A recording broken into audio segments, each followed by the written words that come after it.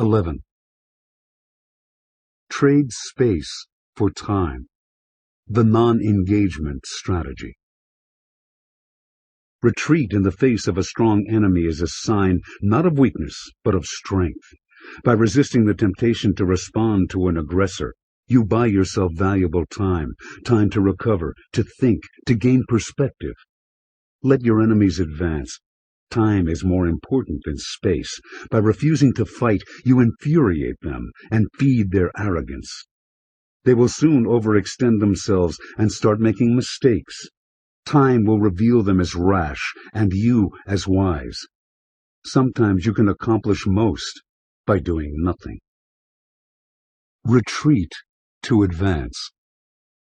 In the early 1930s, Mao Zedong was a rising star in the Chinese Communist Party.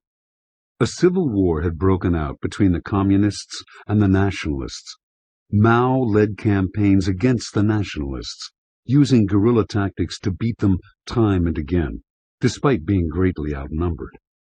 He also served as a chairman of the fledgling Chinese Communist government, and his provocative essays on strategy and philosophy were widely read. Then a power struggle broke out among the Communists. A group of Soviet-educated intellectuals, known as the 28 Bolsheviks, tried to gain control of the party. They despised Mao, seeing his taste for guerrilla warfare as a sign of timidity and weakness, and his advocacy of a peasant revolution backward. Instead, they advocated frontal warfare, fighting the nationalists directly for control of key cities and regions, as the Communists had done in Russia.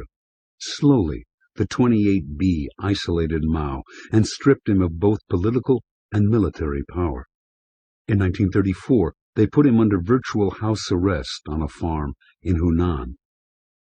Mao's friends and comrades felt he had suffered a dizzying fall from grace. But more troubling than the fall itself was his apparent acceptance of it. He did not rally supporters to fight back. He stopped publishing. He effectively disappeared. Perhaps the 28B had been right.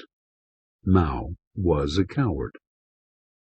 That same year, the Nationalists, led by General Chiang Kai-shek, launched a new campaign to destroy the Communists. The 28B fought back bravely, battling to hold on to the few cities and regions under Communist control, but the Nationalists outnumbered them, were better equipped, and had German military advisors to help them. The Nationalists took city after city and slowly surrounded the Communists.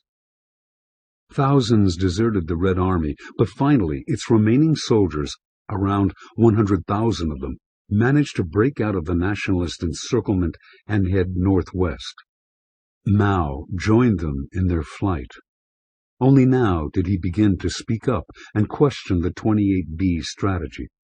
They were retreating in a straight line, he complained, making it easier for the Nationalists to chase them.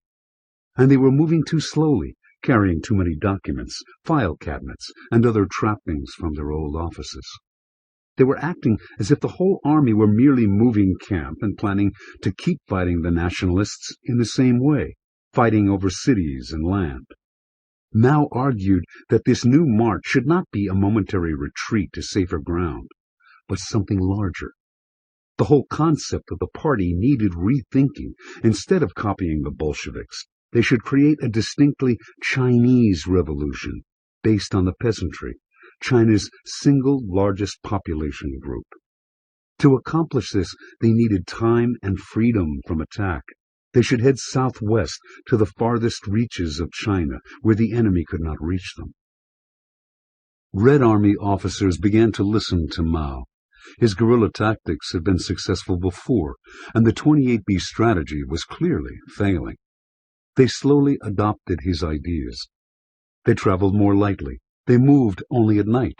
They feinted this way and that to throw the Nationalists off their scent. Wherever they went, they conducted rallies to recruit peasants to their cause. Somehow, Mao had become the army's de facto leader. Although outnumbered 100-1, under his leadership, the Red Army managed to escape the Nationalists, and in October 1935, to arrive at the remote reaches of Shanxi province, where it would finally be safe. After crossing 24 rivers and 18 mountain ranges, and having many near misses with disaster, the army came to the end of its long march. It was radically reduced. It now numbered only 6,000. But a new kind of party had been forged, the kind Mao had wanted all along, a hardcore group of devoted followers who believed in a peasant revolution and embraced guerrilla warfare. Safe from attack in Shanxi, this purified party was slowly able first to recover, then to spread its gospel. In 1949, the Communists finally defeated the Nationalists for good and exiled them from mainland China. Interpretation. Mao was born and raised on a farm. The Chinese farm life could be harsh. A farmer had to be patient, bending with the seasons and the capricious climate. Thousands of years earlier, the Taoist religion had emerged from this hard life. A key concept in Taoism is that of Wei Wu, the idea of action through inaction, of controlling a situation by not trying to control it, of ruling by abdicating rule.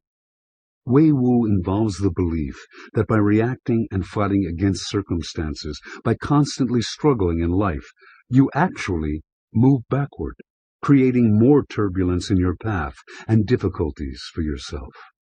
Sometimes it is best to lie low, to do nothing, but let the winter pass. In such moments, you can collect yourself and strengthen your identity. War is deceptive. You may think that you are strong and that you are making advances against an enemy, but time may show that you are actually marching into great danger. You can never really know, since our immersion in the present deprives us of true perspective. The best you can do is to rid yourself of lazy, conventional patterns of thinking. Advancing is not always good. Retreating is not always weak. In fact, in moments of danger or trouble, refusing to fight is often the best strategy. By disengaging from the enemy, you lose nothing that is valuable in the long run and gain time to turn inward, rethink your ideas, separate the true believers from the hangers-on. Time becomes your ally. By doing nothing outwardly, you gain inner strength, which will translate into tremendous power later, when it is time to act. Keys to warfare. When you fight someone more powerful than you are, you lose more than your possessions and position. You lose your ability to think straight, to keep yourself separate and distinct. You become infected with the emotions and violence of the aggressor in ways you cannot imagine. Better to flee and use the time your flight buys to turn inward. Let the enemy take land and advance. You will recover and turn the tables when the time comes. The decision to retreat shows not weakness, but strength. It is the height of strategic wisdom. Reversal. Retreat must never be an end in itself. At some point, you have to turn around and fight. If you don't, retreat is more accurately called surrender. The enemy wins. Combat is in the long run unavoidable. Retreat can only be temporary.